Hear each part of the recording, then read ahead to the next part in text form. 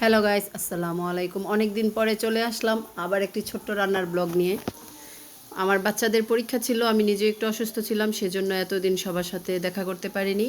যাই হোক, আজকে সকালে তাজা তাজা শিং মাছ নিয়ে আসছে আমার হাজব্যান্ড, এবং রুই মাছ নিয়ে আসছে। আজকে কয়েক রকমের মাছ নিয়ে আসছে, কিন্তু আমি শুধু 2 রকমের মাছ রান্না করব। আজকে 2 রকমের মাছ শুধু রান্না করব, আর একটু টক রান্না করব মাছের মাথা দিয়ে। এখানে শিং মাছ থেকে ডিম বের হয়েছে, ডিমগুলো দিয়ে দিলাম। সবাই ডিমগুলো খেতে খুব পছন্দ করে, সেজন্য দিয়ে দিছি। আর গতকালকে আমার কিচেনটা একটু গুছাইছিলাম, আরও কিছু কাজ করা বাকি আছে।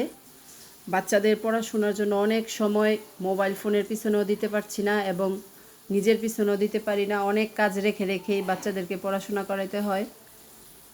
যাই হোক, আজকে তাজা তাজা মাছ রান্না করছি। আশা করি খুবই মজা হবে, যেহেতু গন্ধটাও খুব সুন্দর বের হয়েছে। এখন রান্নাবান্না শেষ করব। রান্নাবান্না শেষ করে যে এখানে রুই মাছের মাথা আছে, এই মাথাটা দিয়ে একটু টক রান্না করব। টমেটোর টকটাই আমাদের ঘরে সবাই পছন্দ করে, কিন্তু আমার কাছে আম দিলে খুব ভালো লাগে। শিং মাছ বোনাটা হয়ে আসছে, এখন এখানে একটু ধনেপাতা দিয়ে দিছি। এখনই নামাই নিব, ভাত বসায় দিব, কারণ অনেক বেলা হয়ে যাচ্ছে। আমি আবার একটু চৌরাস্তায় যাব আমার মোবাইল ফোনটা ঠিক করে নিয়ে আসতে। কালকে গুছাইছিলাম, আরও কিছু গুছানোর কাজ বাকি আছে। কিচেন গুছাইতে অনেক বেশি সময় প্রয়োজন, অনেক সময় হাতে নিয়েই কাজ করতে হয়, অনেক পরিষ্কার ক্লিন রাখতে হয়। আমার ছেলে ফোন চাইছে, কিন্তু ফোন দেই নাই।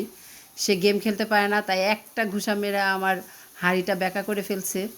সেই রকমই দুষ্টামি করে। আজকে এই পর্যন্তই, সবাই ভালো থাকবেন। আসসালামু আলাইকুম।